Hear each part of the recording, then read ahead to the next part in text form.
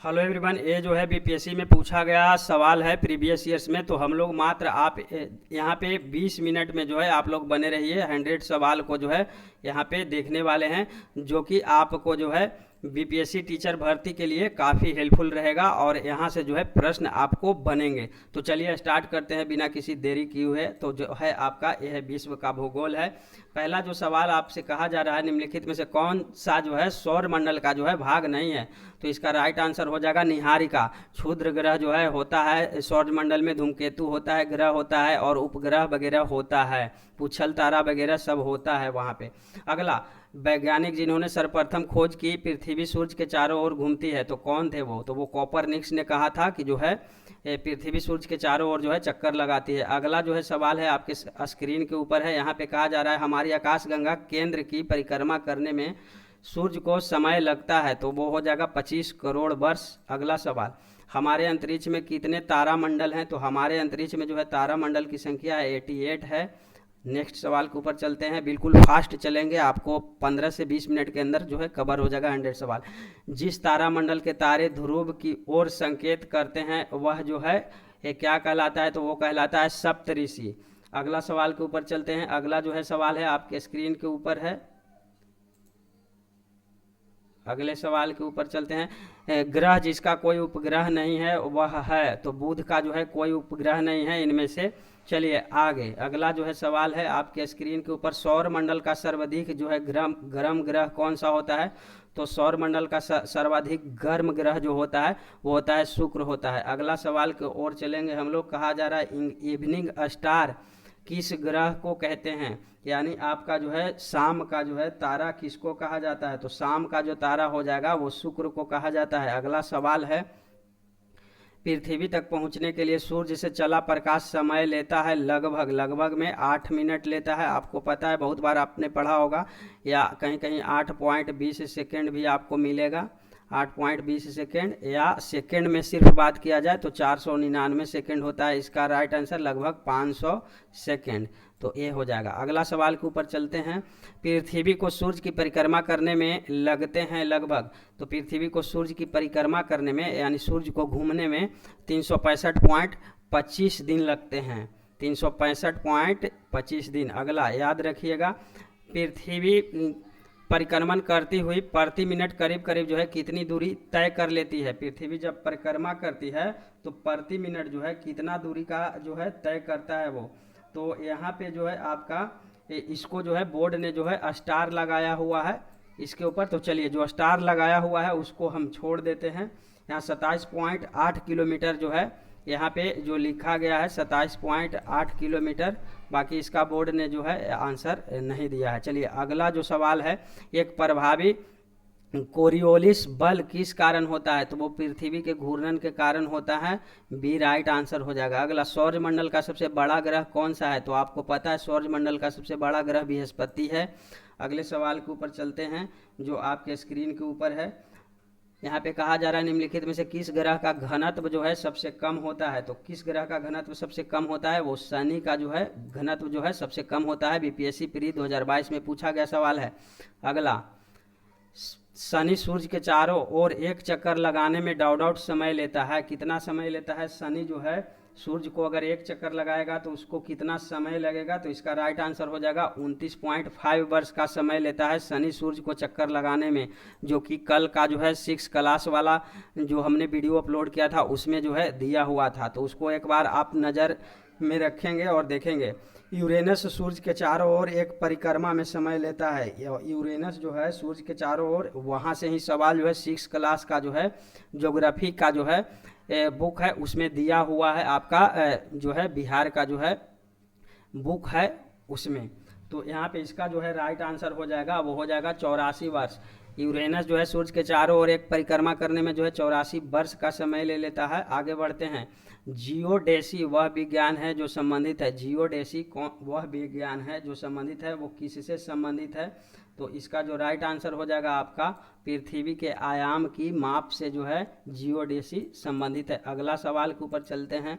कहा जा रहा है किस स्थान का मानक समय जो है स्टैंडर्ड टाइम निर्धारित करने का आधार होता है? किस जो है स्थान का जो है मानक समय स्टैंडर्ड टाइम निर्धारित करने का आधार होता है। तो देशांतर रेखा हो जाएगा, अक्षांश रेखा हो जाएगा, अंतर्राष्ट्रीय तिथि रेखा हो जाएगा, या प्रधान मध्याह्न रेखा हो जाएगा। तो इसका राइट आंसर जो हो जाएगा आपका वो हो जाएगा ऑप्शन नंबर डी, मध्याह्न जो है प्रधान मध्याह्न रेखा। अगले सवाल के ऊपर चलते हैं। 20 नंबर सवाल है आपके स्क्रीन के ऊपर। यहाँ पे कहा जा रहा है अंतर्राष्ट्रीय दिनांक रेखा, इंटरनेशनल डेट लाइन जो है खींची जाती है अफ्रीका से होकर के, एशिया से होकर के, प्रशांत महासागर से होकर के, अटलांटिक महासागर से होकर के। तो इसका जो राइट आंसर हो जाएगा वो हो जाएगा आपका प्रशांत महासागर से होकर के, ऑप्शन नंबर सी हो जाएगा राइट आंसर। अगले सवाल के ऊपर चलते हैं। अगला जो है सवाल क्या कुछ कह रहा है, देखिए निम्न में से किस महाद्वीप में सबसे अधिक देश हैं। कौन सा जो महाद्वीप है जिसमें सबसे अधिक जो है आपका देश है। तो इसका जो है राइट आंसर हो जाएगा आपका वो हो जाएगा ऑप्शन नंबर सी, अफ्रीका में जो है सर्वाधिक जो है आपका देशों की संख्या। अफ्रीका में जो है आपका देशों की संख्या 54 है, याद रखिएगा। और यूरोप की बात किया जाए तो यूरोप में है आपका 51 और एशिया में जो है 13 देश के साथ है। एशिया में 50 है, एशिया में जो है 50 है। और यहाँ में उत्तरी अमेरिका में जो है आपका वो है आपका 23 है। तो याद रखिएगा। इसको आगे बढ़ते हैं। नेक्स्ट सवाल है आपके स्क्रीन के ऊपर, इसको देखिए। सर्वाधिक उत्तरी दक्षिण अक्षांशीय लंबाई वाला सीमा वाला देश कौन सा है। उत्तरी दक्षिणी अक्षांशीय लंबाई वाला सीमा वाला देश कौन सा है। तो इसका जो है आपका 2019 में पूछा गया है। तो इसका जो है आपका राइट आंसर हो जाएगा वो हो जाएगा चिली। याद रखिएगा, चिली जो है सर्वाधिक उत्तरी दक्षिणी अक्षांशीय लंबाई वाला जो है ये देश है। अगला सवाल है, निम्नलिखित में से किस देश में सर्वाधिक द्वीप हैं। किस देश में जो है सर्वाधिक द्वीप है। तो इसका राइट आंसर जो हो जाएगा वो हो जाएगा आपका ऑप्शन नंबर बी, इंडोनेशिया में जो है सर्वाधिक द्वीप है। याद रखिएगा इसको, इंडोनेशिया में सर्वाधिक द्वीप है। अगले सवाल के ऊपर चलते हैं। निम्न में से कौन सा द्वीप क्षेत्रफल में सबसे बड़ा है। कौन सा जो द्वीप है वो क्षेत्रफल में जो है सबसे बड़ा है। तो वो हो जाएगा आपका बोर्नियो। बोर्नियो जो है क्षेत्रफल में सबसे बड़ा है। राइट आंसर ए हो जाएगा। अगले सवाल के ऊपर चलते हैं। कहा जा रहा है निम्नलिखित में से कौन सा देश भौगोलिक क्षेत्र की दृष्टि से जो है सीमा रहित सबसे बड़ा देश है। भौगोलिक क्षेत्र की दृष्टि से सीमा रहित सबसे बड़ा देश है। तो इसका राइट आंसर होगा आपका जापान है। तो जापान याद रखिएगा। अगले सवाल के ऊपर चलते हैं। अगला जो है सवाल है आपके स्क्रीन के ऊपर है। कहा जा रहा है भौगोलिक क्षेत्र की दृष्टि से जापान का सबसे बड़ा द्वीप, तो होन्शु द्वीप याद रखिएगा राइट आंसर। इसको आपने पढ़ा होगा, इंपॉर्टेंट है। अगला जो सवाल है 28 नंबर, यहाँ पे देखिए ग्रीनलैंड निम्न देश में से किस देश का भाग है। ग्रीनलैंड जो है किस देश का भाग है। तो वो है डेनमार्क का भाग है। Option number A right answer. अगले सवाल के ऊपर चलते हैं बिना किसी देरी किए हुए। तो अगला सवाल है, कहा जा रहा है महाद्वीप बहाव का सिद्धांत किसके द्वारा विकसित किया गया था। तो महाद्वीप बहाव का सिद्धांत जो है ए बेगेनर द्वारा जो है विकसित किया गया है। ए बेगेनर द्वारा जो है महाद्वीपीय बहाव का सिद्धांत जो है दिया गया था या विकसित किया गया था। अगला सवाल है स्क्रीन के ऊपर, अग्नेय चट्टान के लिए निम्नलिखित में से कौन सा कथन सत्य है। अग्नेय चट्टान के लिए जो है निम्नलिखित में से कौन सा कथन सत्य है। वे क्रिस्टलीय या अक्रिस्टलीय दोनों होती है। तो ए सी हो जाएगा आपका राइट आंसर। अगले सवाल के ऊपर चलते हैं।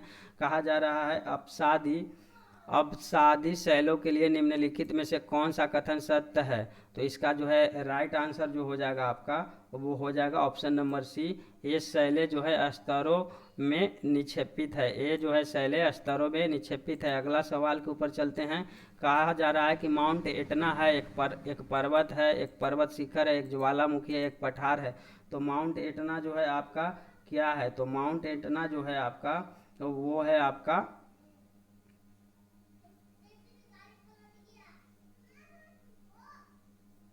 माउंट एटना जो है आपका वो एक ज्वालामुखी है। याद रखिएगा माउंट एटना जो है एक ज्वालामुखी है। अगले सवाल के ऊपर चलते हैं।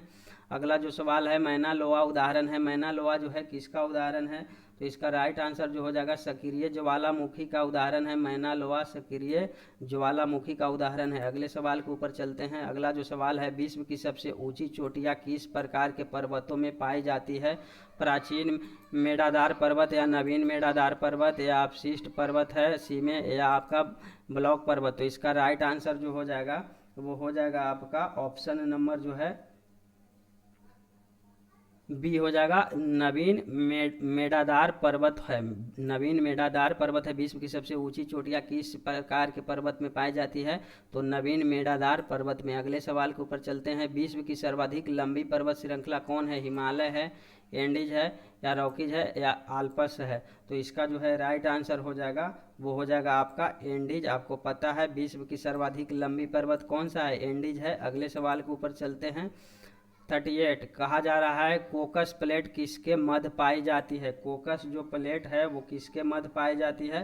तो वो पाया जाता है आपका मध्य अमेरिका तथा प्रशांत प्लेट के मध्य जो है पाया जाता है। ऑप्शन नंबर ए जो है राइट आंसर है। अगले सवाल के ऊपर चलते हैं।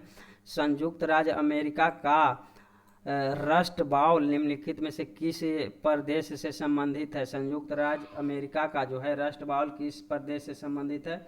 तो इसका जो है राइट आंसर ई है आपका, एक से अधिक होगा। अगले सवाल के ऊपर चलते हैं।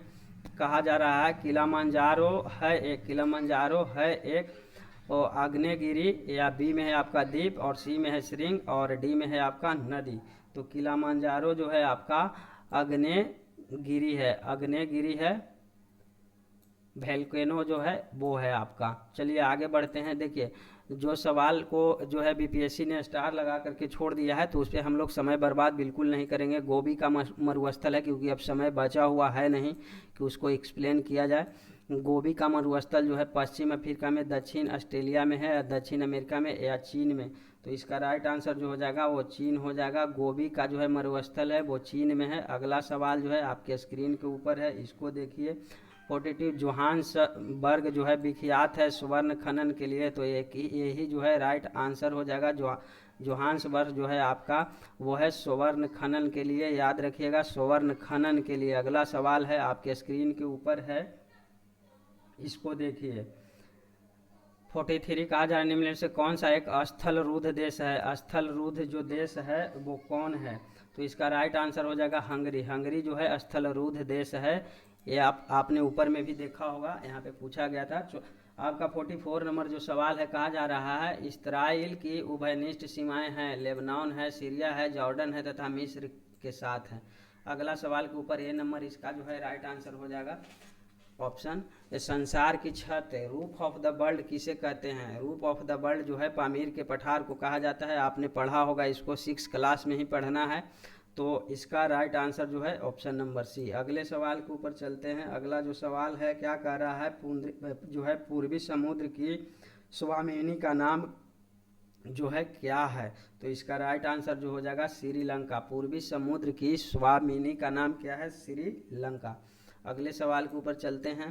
पृथ्वी की सतह का वह भाग जो पानी से ढका है लगभग एक चौथाई, आधा, या 2/3, या 3/5। तो इसका राइट आंसर जो हो जाएगा आपका वो हो जाएगा 2/3।